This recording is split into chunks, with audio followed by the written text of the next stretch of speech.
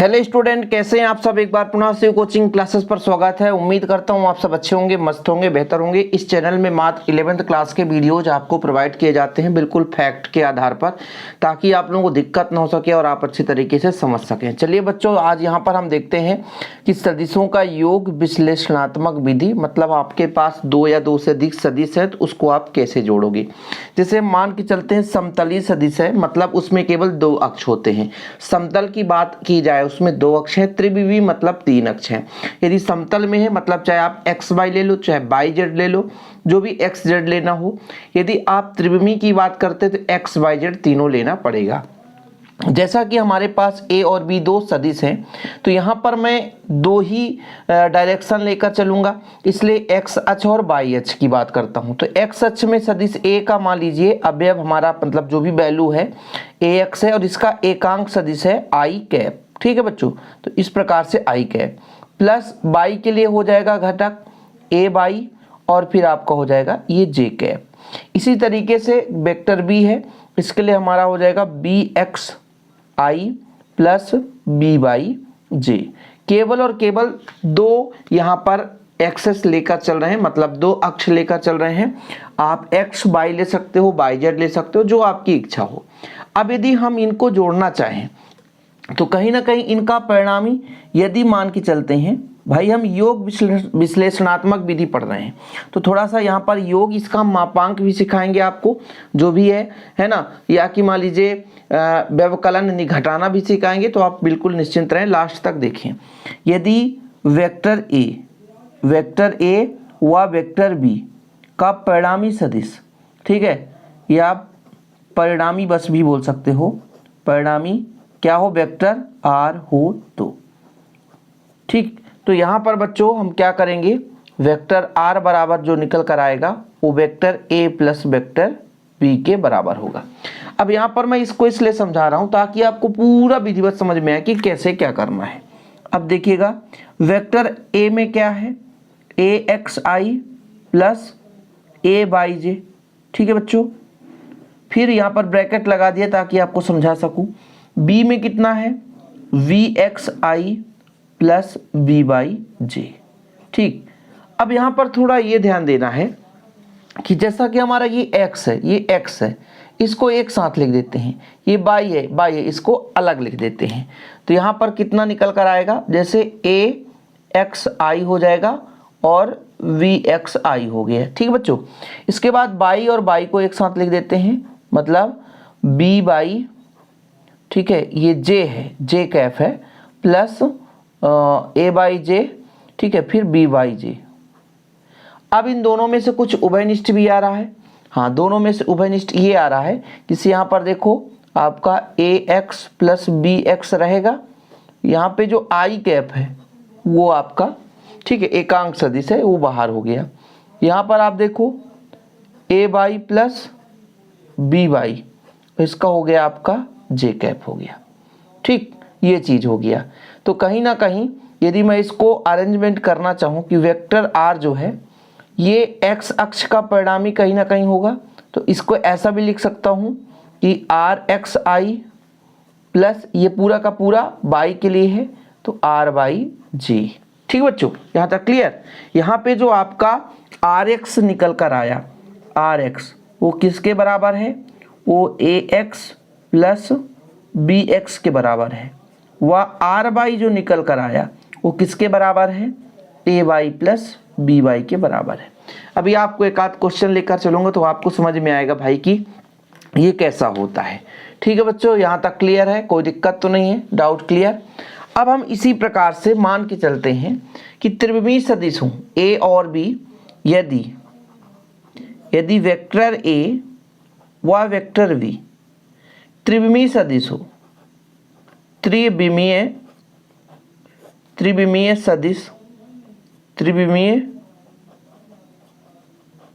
त्रिविमीय सदिश हो। त्रिविमी मतलब तीन अक्ष होने चाहिए, एक्स अक्ष, वाई अक्ष और जेड अक्ष। जैसे मैं वेक्टर ए की बात करूं तो ये आपका एक्स अक्ष भी होगा, आई कैफ, सॉरी यहाँ पर ए ही रहना चाहिए बच्चों, तो इसको आप लोग थोड़ा ए ही बना के रखिएगा ना, ए बाई यहाँ पर आपका जे कैप, ठीक। फिर इसके बाद ए जेड, और इस जेड के लिए के कैप का प्रयोग करते हैं, ठीक। इसी प्रकार से वेक्टर बी के लिए मैं बात करूं तो V x I cap B by J cap plus B Z K cap. ये हमारे पास दो सदिश हैं जो कि कहाँ पे है, त्रिविमी में। त्रिविमी मतलब 3 अक्ष हैं। अब इस स्थिति में इनको यदि हम जोड़ना चाहें कि वेक्टर ए प्लस वेक्टर बी, इन दोनों को जोड़ना चाहें, तभी तो इसका परिणाम ही निकल कर आएगा। तो इनको दोनों को जोड़ेंगे। जैसे हमारे पास ए एक्स आई है प्लस बी, सॉरी ये बी आ ही जाता है, ए के बाद बी आ जाता है ना, तो इसलिए दूसरे पेन का प्रयोग करते हैं। ए बाई जे हो गया, फिर आपका ए जेड के हो गया, ये हो गया बच्चों। फिर प्लस का वी एक्स आई, ठीक है, V Y J plus B Z K. अब इनको जोड़ना है, मतलब x को x के साथ, y को y के साथ, z को z के साथ। तो देखो ज़रा, इसमें डायरेक्ट थोड़ा सा लिखता हूँ। जैसे यहाँ पे ax है और यहाँ पर bx है, और दोनों में i बाहर है तो i बाहर कर दिया। यहाँ पे a बाई है, यहाँ पे b बाई है, दोनों में j कैफ है, इसको बाहर कर दिया। यहाँ पे a z है और यहाँ पर b z है, और दोनों में k कैफ है, इसको अलग कर दिया। मतलब योग करते समय x को x अक्ष के गुणांक के साथ जोड़ना है, y को y मतलब गुणांक के साथ जोड़ना है, z को z के साथ जोड़ना है, इतना ध्यान रखना है, ठीक है। ऐसा नहीं है कि आप इस ax को by के साथ जोड़ दो, ऐसा नहीं। x के घटक को x के घटक के साथ ही जोड़ना है। ओके बच्चों, कोई दिक्कत तो नहीं है। इसको मैं यहाँ पे यदि मैं मान लो परिणामी r कहूँ तो परिणामी r ये हो जाएगा, ये आपका rx हो जाएगा। फिर ये हो जाएगा y है तो r बाई जे, ये हो जाएगा मान लीजिए आर जेड के। ये योग करने का सिस्टम है, योग करने का नियम है, रूल्स है कि हमारे पास कोई क्वेश्चन हो तो इस प्रकार से हमको योग करना है।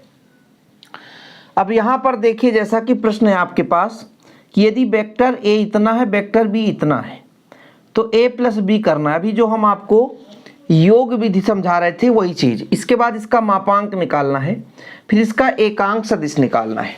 इस क्वेश्चन को करेंगे। देखिएगा बच्चों, हल करते समय आप लोगों को ध्यान ये रखना है कि जो दिया है उसको पहले लिखना है। जैसे यहाँ पर हम कहते हैं दिया है वेक्टर ए बराबर आई प्लस 2j माइनस के, वेक्टर बी बराबर 3i प्लस जे माइनस के। ठीक, यहाँ तक क्लियर है। अब हमको क्या करना है, योग करना है। जैसे हमारा पहला नंबर ये बोल के रखा है कि वेक्टर ए प्लस वेक्टर बी को जोड़ना है, तो कैसे करेंगे। वेक्टर ए का मान कितना है, आई प्लस 2j माइनस की, ब्रैकेट लगा दो। फिर वेक्टर बी का मान कितना है, 3i प्लस जे माइनस की। ऐसा है, कोई दिक्कत तो नहीं यहाँ तक कैलकुलेशन करने में। अब आपको हमने बहुत अच्छे तरीके से बताया था कि i को i के संगत जोड़ना है, मतलब x को x, और पहचान क्या है, i है मतलब x अक्ष है, j है मतलब y अक्ष है, और k मतलब z अक्ष है, ये पहचान है। तो जैसे मैं i को i के साथ लिख देता हूँ, ठीक है, ब्रैकेट बंद करो। फिर 2j है बच्चों यहाँ पे, और यहाँ पर प्लस j है, इसको अलग कर दो। फिर यदि मान लो ये दोनों में माइनस है, दोनों में माइनस लग रहा है, ठीक है, दोनों में माइनस है, तो एक काम करो, माइनस के प्लस, यहाँ भी माइनस है यार, तो यहाँ भी माइनस के करो। यहाँ तक चीज़ें क्लियर है, यहाँ तक तो कोई दिक्कत नहीं है। यहाँ पर 1i और 3i, तो कितना i, 4i।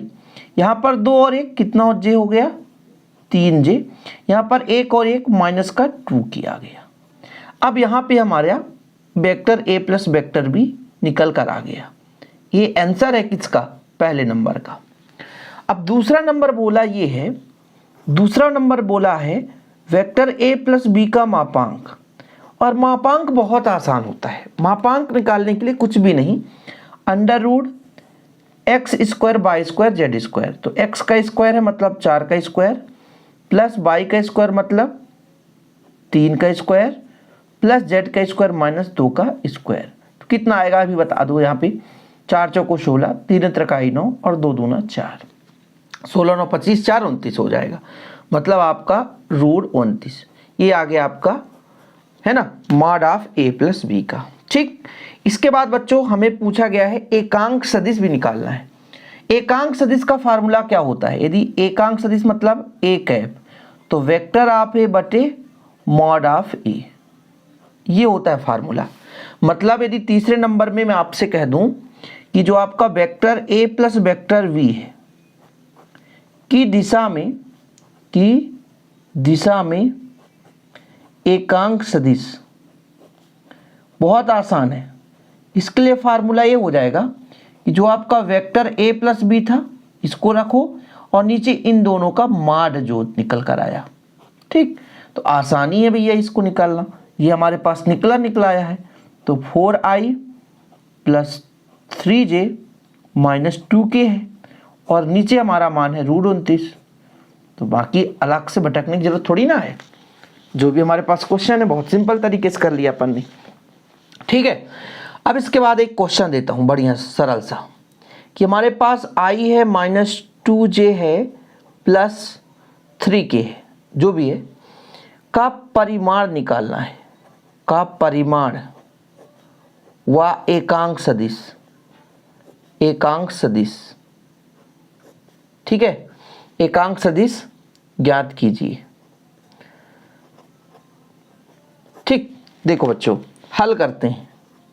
जैसे हमारे पास ये माना मान के चलते हैं, माना एक वेक्टर है, तो वेक्टर एक को माना है, तो किसके बराबर है? i minus 2j plus 3k।